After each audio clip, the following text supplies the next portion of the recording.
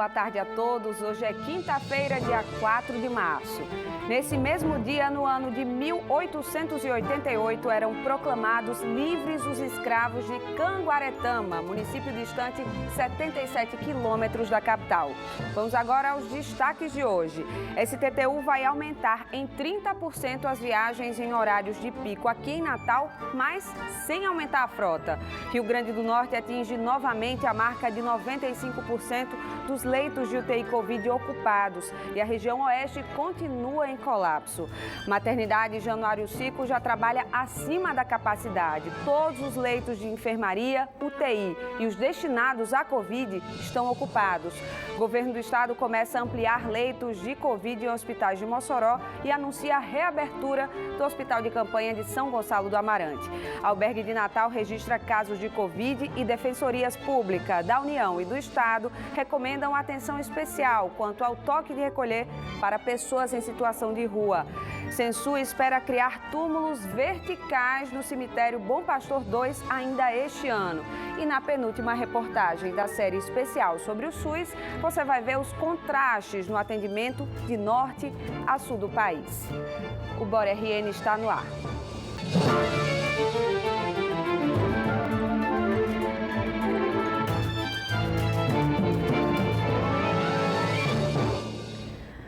A STTU, Secretaria de Trânsito de Natal, anunciou hoje pela manhã, em coletiva para a imprensa, que vai aumentar em 30% as viagens nos horários de pico em Natal para tentar reduzir as aglomerações dentro dos ônibus.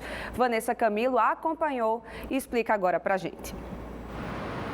Na prática, a Secretaria de Mobilidade Urbana de Natal concluiu, após estudos, que as empresas devem reorganizar os horários de suas viagens para melhorar o atendimento à população durante os horários de pico, que são registrados das 6 às 7 da manhã e das 5 da tarde às 6 horas da noite. Um grande desafio da Prefeitura é manter o sistema de transporte funcionando. Então, a gente não deve falar em frota. A população não percebe frota, o sistema não funciona com base em frota, o sistema funciona com base em viagem. O que determina a qualidade e a eficiência do sistema é o número de viagens que determina a frequência de espera na parada. Então, esse estudo visa aumentar o número de viagens dos horários de pico, ou seja, mais ônibus para aquelas pessoas que estão esperando nas paradas nos horários de pico. A medida anunciada pelo secretário de Mobilidade Urbana de Natal irá atingir inicialmente 15 linhas da cidade. A maior parte delas atende a população da zona norte de Natal. Com a medida, a STTU garante que haverá um acréscimo de 30% no número de viagens durante o horário de pico. As empresas já foram comunicadas e a readequação completa deve acontecer até segunda-feira. Alguns operadores eles já disseram que vão colocar algumas linhas funcionando hoje. Houve uma adesão absoluta, só pediram 2 dias de prazo para poder ficar pleno, por conta que eles têm que fazer um remanejamento operacional de motoristas e uma série de coisas de carros. Então a gente espera que na segunda-feira esteja tudo a pleno e a gente ficar monitorando permanentemente para ver o efeito que a medida teve sobre nós. Isso não será uma medida salvadora, né? Assim, ninguém tem um condão de ter uma medida salvadora. O que a gente vai fazer é ajustes permanentes. O secretário de Mobilidade Urbana destacou que a medida não gera custos para as empresas, uma vez que não houve aumento de frota nem estímulo a novas contratações. Falar em mudança de viagem e não em alteração de frota faz com que a gente não fale em reajuste, pelo menos por enquanto? O reajuste está completamente fora do nosso radar, porque seguidamente nos últimos tempos todo reajuste conduz à redução de passageiros. Isso agrava o problema. E a gente não mexeu em nada do custo da empresa nesse momento. A STTU pede aos passageiros que evitem utilizar o transporte coletivo em horário de pico. Um apelo também que eu faço à população é de que aqueles que não precisem se locomover, se movimentar na cidade no horário de pico, não façam isso no horário de pico, porque eles agravam o problema das pessoas que vão trabalhar e ainda se arriscam mais, porque a aglomeração sempre é um fator de risco. Então é melhor pegar o ônibus depois de 8 horas da manhã, de 9 horas da manhã, ou de 2 horas da tarde, ou de meio-dia, onde os ônibus estão mais vazios.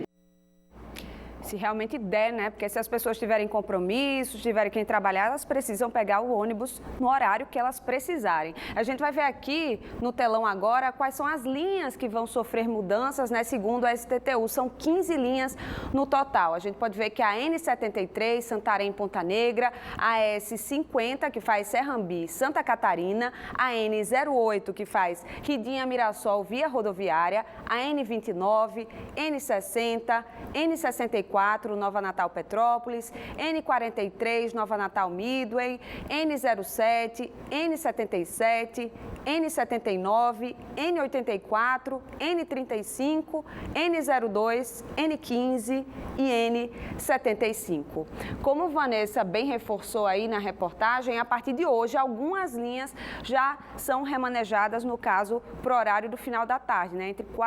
Entre 5 e 6 horas da noite, né? Que é um dos horários de pico. E até segunda-feira totalmente será remanejado isso aqui. A STTU também explicou que não aumenta a frota porque durante a pandemia caiu o número de usuários em aproximadamente 40% e a frota está reduzida em 30%. Essa é a justificativa da STTU das empresas de ônibus também para não aumentar a frota nesse período, sim remanejar dos horários mais vagos para os horários mais utilizados.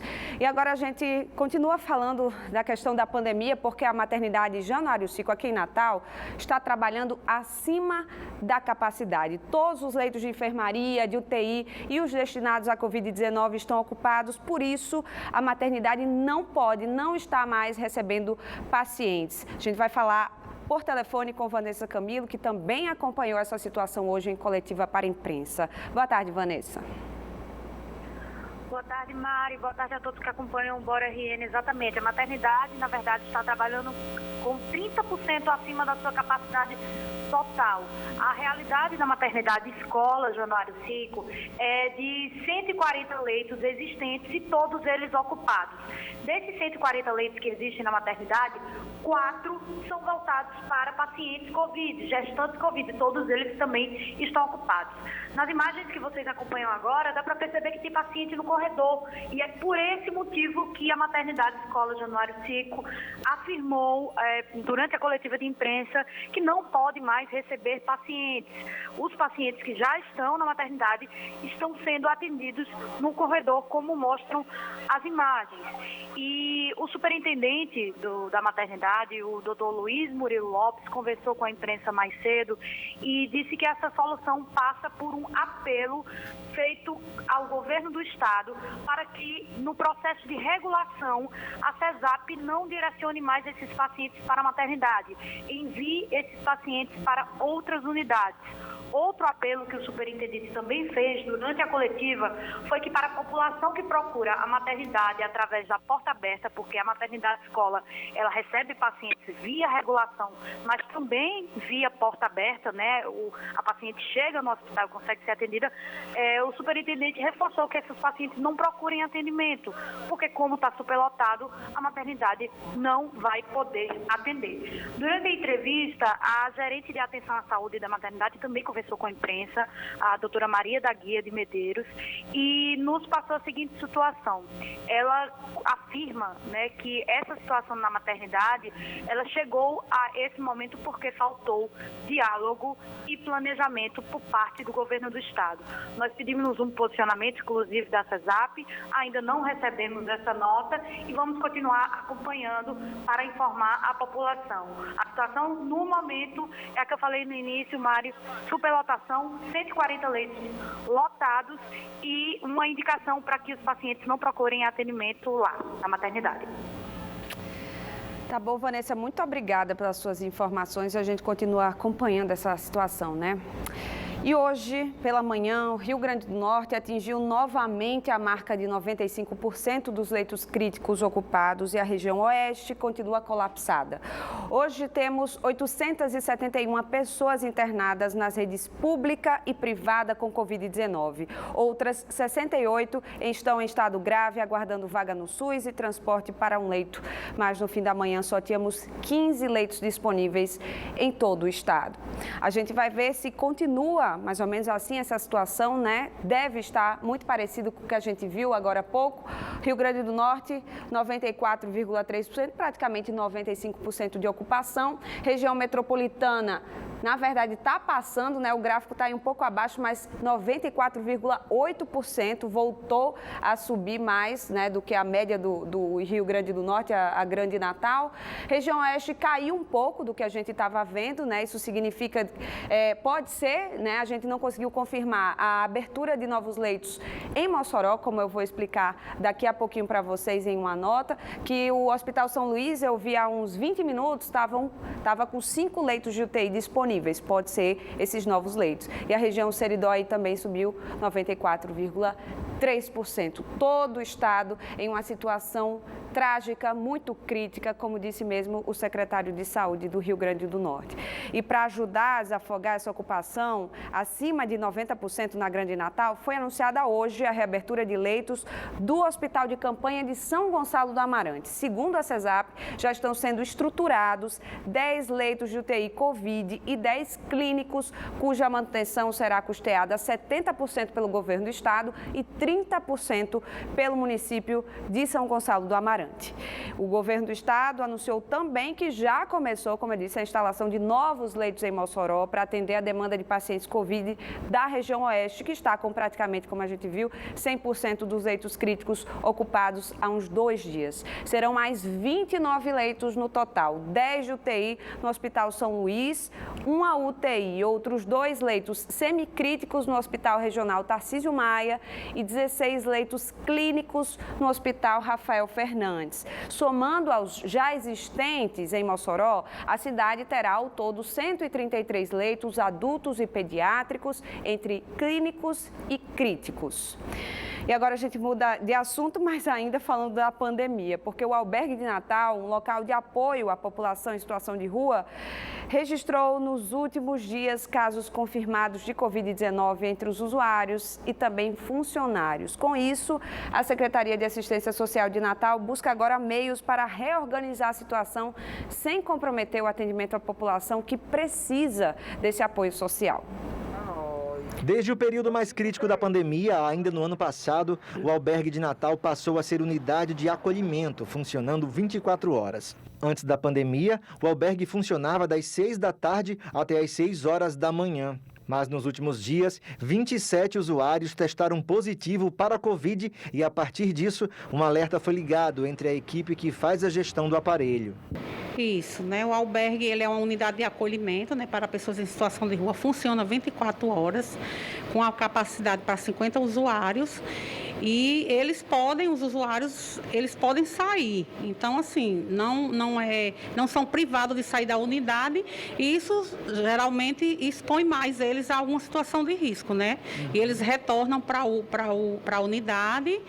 E aí foi quando ocorreu a questão de, recentemente, após uma testagem, a gente identificar que 27 usuários testaram positivo para o Covid.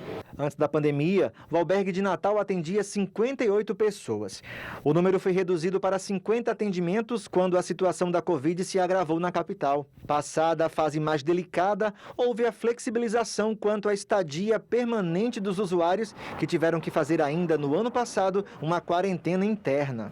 Uma tentativa para evitar casos dentro do ambiente. Eles estão bem monitorados pelo consultório de rua, nenhum apresenta sintomas graves, inclusive tem uns assintomáticos, mas estão num local adequado para que, segundo o consultório de rua, com mais 10 dias eles vão poder retornar à unidade de acolhimento. Ainda de acordo com a diretora de Proteção Especial da Centas, a maior dificuldade para a gestão do albergue durante toda a pandemia tem sido a questão dos recursos humanos. Nos últimos dias, aliás, 2 servidores foram positivados para a Covid-19 e a falta do trabalho deles compromete diariamente a gestão do lugar.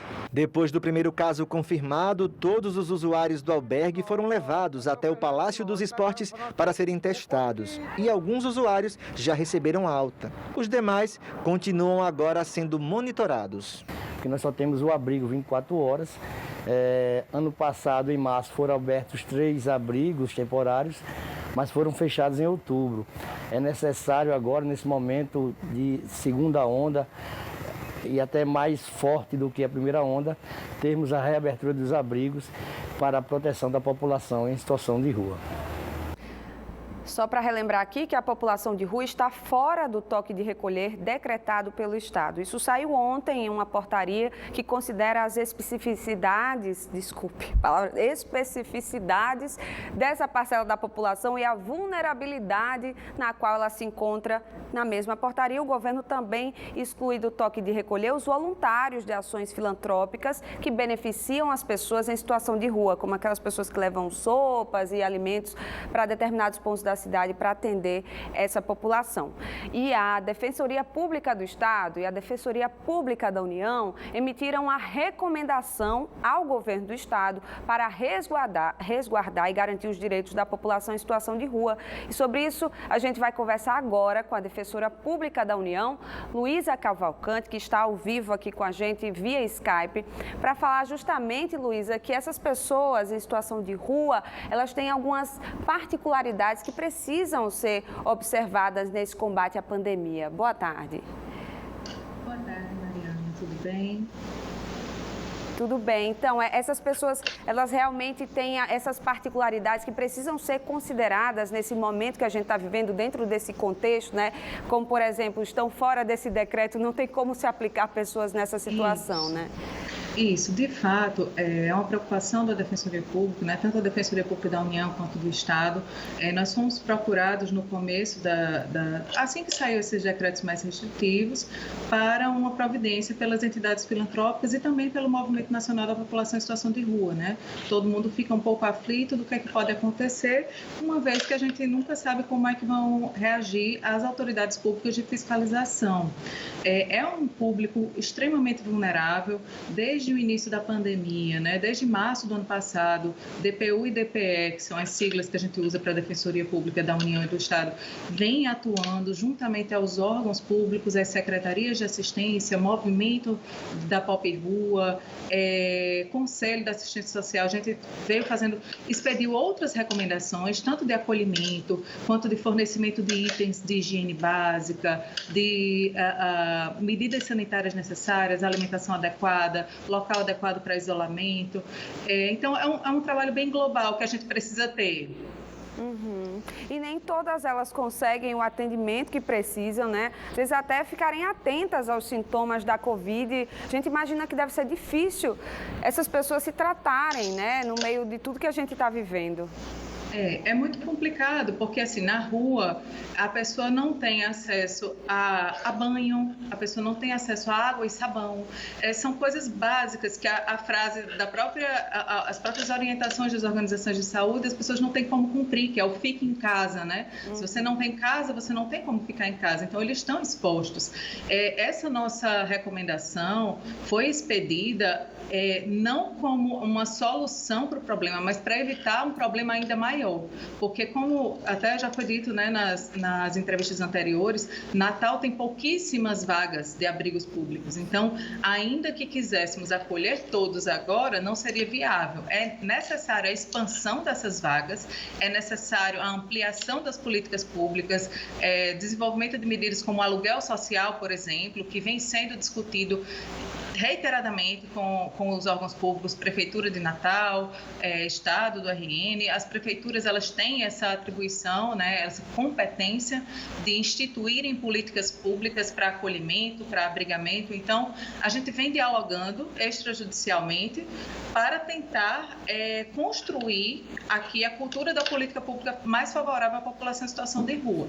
Então, essa recomendação, eu queria só deixar claro que ela não é uma recomendação porque a Defensoria queira que as pessoas fiquem na rua, mas é porque a gente tem uma realidade de pessoas que estão na rua, que não vão conseguir sair dela imediatamente, como é essa situação dos decretos, e que a gente precisa que elas sejam respeitadas ali, e que as pessoas também que se destinam a fazer trabalhos filantrópicos, entrega de comida, de itens de higiene, que elas também não sofram nenhuma retaliação.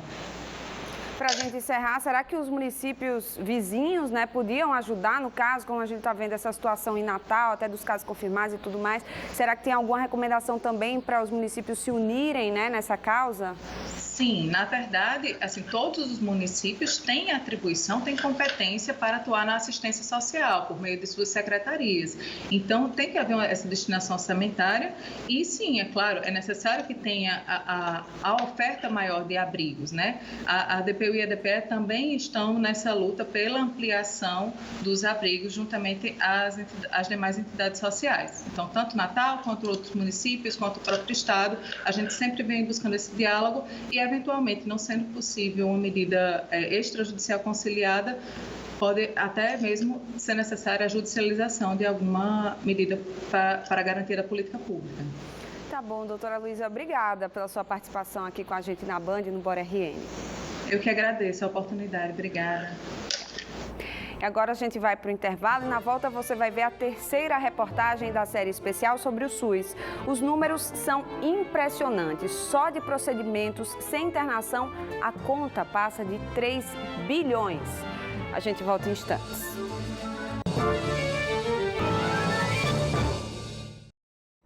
E diante dessa situação, sem muitas mudanças com o último decreto, o governo do estado deve anunciar amanhã novas medidas mais restritivas, uma semana depois do novo decreto que estabeleceu restrições como o toque de recolher no Rio Grande do Norte. O secretário de Saúde, Cipriano Maia, já tinha afirmado para a gente essa semana em entrevista a tendência em seguir o que foi sugerido pelo CONAS, Conselho Nacional de Secretários de Saúde, com medidas a nível nacional diante do colapso em vários estados do Brasil.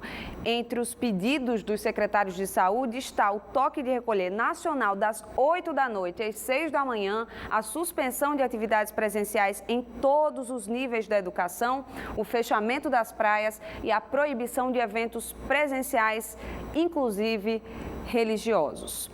E agora a gente vai para a terceira reportagem da série especial sobre o SUS, que é produzida aqui pela Band. A gente vai ver hoje que o contraste do atendimento no Brasil é grande de norte a sul do país. Esse barulhinho dos cilindros de oxigênio é o companheiro da dona Estelita há 4 anos. Por causa de complicações depois de uma cirurgia no baço e retirada da vesícula, ela precisa do equipamento o tempo todo. Não tem remédio que cura esse mal que eu sinto, a não ser oxigênio. Esse remédio que passa além de tudo é para aliviar. E o oxigênio eu durmo a noite toda. Faça chuva ou faça sol, o suprimento é entregue 2 vezes por semana pelo SUS. Dona Estelita, de 85 anos, diz que nunca falhou. Sou bem atendida. Os funcionários que atendem aqui são tudo gente boa. Nunca na minha vida eu passei um dia para levar assim, não tem oxigênio. O oxigênio vem mantendo a vida da dona Estelita. E é justamente o oxigênio que vem faltando em Manaus.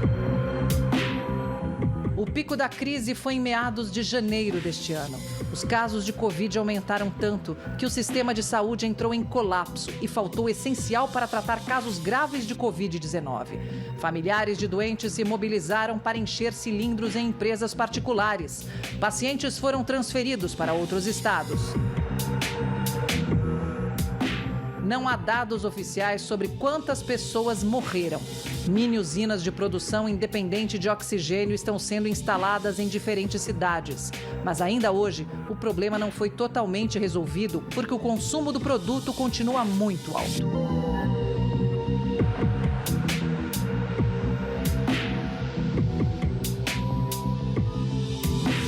O trabalho jornalístico durante a pandemia me fez experimentar vários sentimentos. Um deles foi a tristeza. Tristeza por ver hospitais lotados, pessoas pedindo socorro. Eu presenciei pessoas morrendo na porta dos hospitais sem poder fazer nada. Me fez também ter felicidade, alegria de ver a união dos brasileiros para tentar salvar vidas.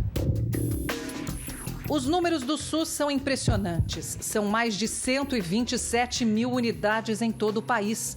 Só de saúde básica, a quantidade passa de 42 mil. Consultas especializadas somaram no ano passado quase 900 milhões. Em 2020, foram 10 milhões e 500 mil procedimentos hospitalares que precisaram de internação. Sem permanência no hospital, foram, vejam só, mais de 3 bilhões. O SUS tem grandes méritos. Ele tem, obviamente, problemas, né?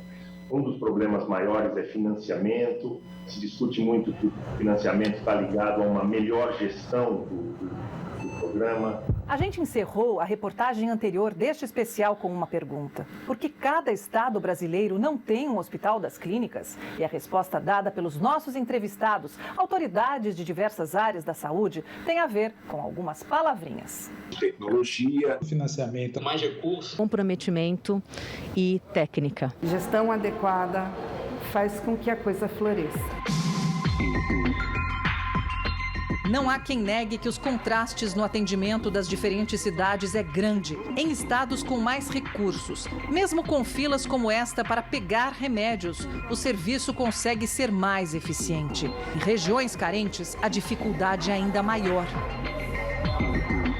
Boa parte do financiamento do SUS vem de recursos próprios de estados e municípios. E essa proporção é cada vez mais importante. O que acontece? Acontece que cada vez mais a gente está deixando para estados mais pobres, municípios mais pobres, cobrirem uma parte relevante dos gastos.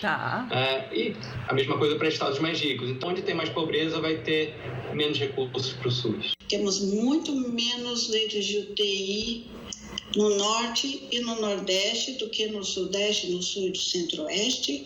E também temos muito menos leitos de UTI no sistema SUS e no sistema privado. Mais da metade das UTIs do Brasil estão nas capitais, né? Enquanto que 3/4 da população do Brasil mora no interior. A estrutura de saúde do Norte e Nordeste, ela é um pouco atrasada em relação às estruturas do Sudeste, né, por uma questão histórica e de construção do SUS. Mas são estruturas que estão sendo construídas cada vez mais e isso vai facilitar muito para que o paciente não precise ser transferido do Norte para o Sudeste quando precisa de tratamento de alta complexidade, por exemplo. E amanhã, no último episódio, você vai ver exemplos da atuação do Sistema Único de Saúde de norte a sul do país. A reportagem sobre o cemitério vertical aqui em Natal, a gente vai ficar devendo, não deu tempo de passar, mas se você quiser ver, hoje à noite no Band Cidade, com Ana Ruth Dantas, às 18h50, essa matéria vai ser exibida. A gente vai ficando por aqui, nos encontramos amanhã às 12h35. Até lá.